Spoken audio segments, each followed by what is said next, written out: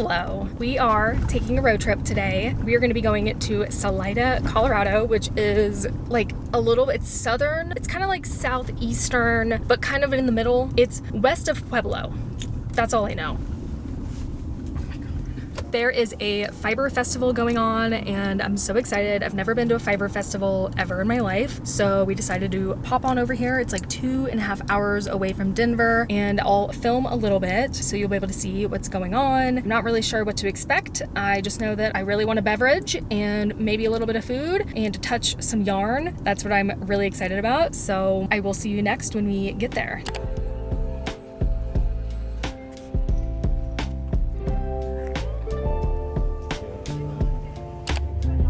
Oh my god, feel that. You can feel that.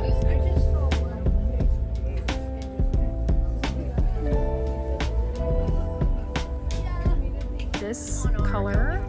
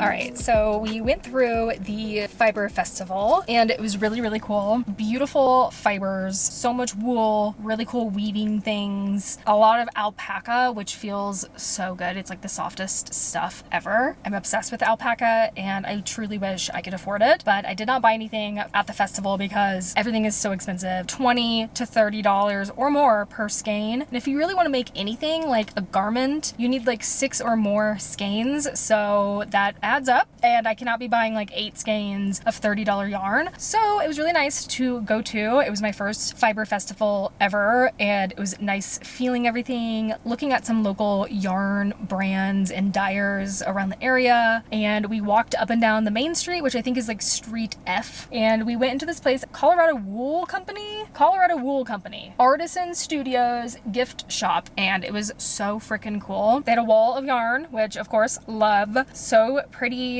lots of alpaca, so soft. Again, the skeins were $20 plus for one. They did have a lot of knitting needles made of wood, bamboo. They had a really cool way to organize the needles in a like filing cabinet or like a little cabinet, and that was really cool. I love how organized that is and definitely storing that in my memory bank for future craft room organization. Another thing they also had was a sewing room, which was so cool. They had an area where you could sit and work on things. They had a lot of sewing machines for sale. They also had a embroidery machine that was $19,000 on clearance, and I love that it was like only one. So funny to me. We only have one left. You better get it. It's on clearance. You gotta buy it. It's $19,000. I wish. The only thing I did buy are stitch markers at the Colorado Wool Company because I had to. They were $5. I hope that's focused on there, but they're little dachshunds. Like, of course I had to get these. So cute. I don't have any nice stitch markers. I only have like the little plastic safety pin ones, which is fine. I love those, but I thought, you know what? I can splurge $5 for some cute dachshund stitch markers. And now we are looking for food. I think my girlfriend's gonna get Mexican food from a taco truck that was at the festival, and I'm gonna get something on the way back because I just can't decide on anything in this town. So that's what we're gonna do. I'm also gonna grab a soda at this Salida Pharmacy in Fountain. It's a pharmacy, yes, an actual pharmacy, and they sell handcrafted sodas, which is like my favorite thing ever. I love soda so much, especially a homemade one. So I'm gonna grab one from there, and then we will head back 2.5 hours to Denver.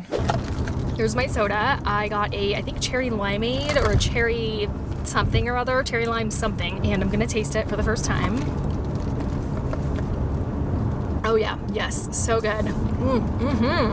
I love it. It's just carbonated water, cherry syrup, and some lime juice maybe. Delicious, perfect, simple, and like my favorite thing ever. Also, you have to see what I'm looking at. It's stunning, so pretty. These are the Collegiate Mountains, and they're all named after like Ivy League schools. I believe that is like Mount Princeton. The 3 lumps right there, 1, 2, and then 3 kind of behind these trees. But I don't know what the other ones are. You know, obviously a bunch of Ivy League names. I also can't remember how many, but there's a lot. Anyway, it's a huge like mountain range, and that's what they call it. And I believe Buena Vista kind of sits in the valley with the mountains all around, and Buena Vista is, that's how you pronounce it. It's not Buena Vista, it's Buena here. And this is what they get to see when they live here. It's just stunning. Alpacas. Oh my God, so many alpacas. Love. We love a good alpaca moment. There's not many trees, some trees, but not a lot, which is sad, but you know, that's how it is.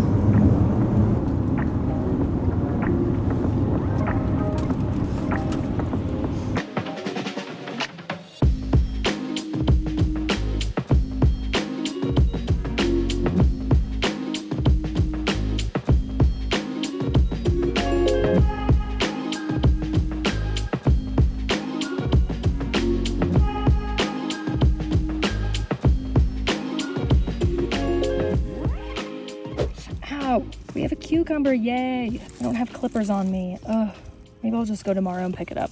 1 cucumber. Is that it? Ooh, some growing over there. That's exciting.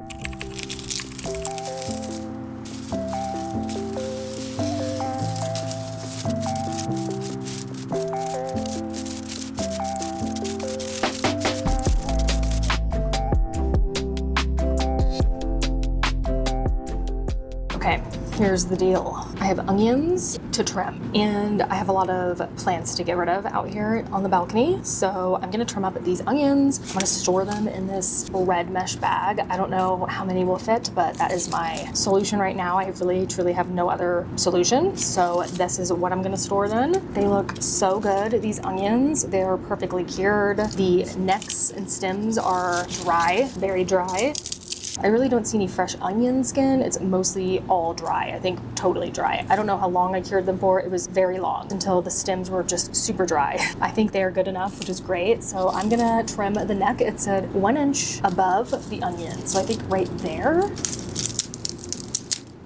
Oh yeah, it's completely dry all the way through. That's good. Beautiful. Oh my gosh. Wow, that looks so good. There we go. 1 onion down. So many more to go.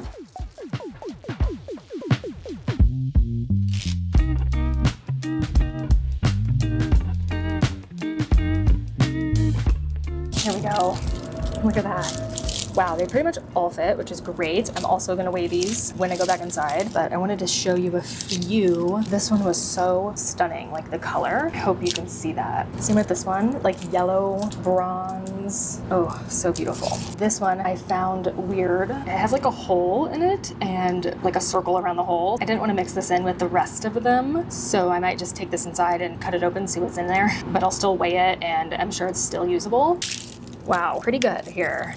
All right, by the way, I got my stitches out. I was supposed to get them out tomorrow, but they were really annoying, so I did it myself. I don't know, I feel like it's gonna heal way faster with them out now, but I still have to keep it straight just to make sure the wound is completely healed before I am able to use my hands again. Let's weigh these onions. This one and this weird one. Ooh-wee. I'm gonna have to convert it really quick. Are we ready for this? The total pounds of these onions, and I did weigh some onions already, and I think it was like 300 grams. Those are already weighed, so it's just these onions right here. The total is 2,493.8 grams, or 5.49 pounds. So we're gonna say 5.5 pounds, 5.5 pounds of onions. and they're all perfectly cured and should last a while. I need to keep them in a cool, dark place. So honestly, my closet is the best place for these. They don't smell like onions, so I don't think it's gonna make my clothing smell or anything like that. They don't have a scent really at all.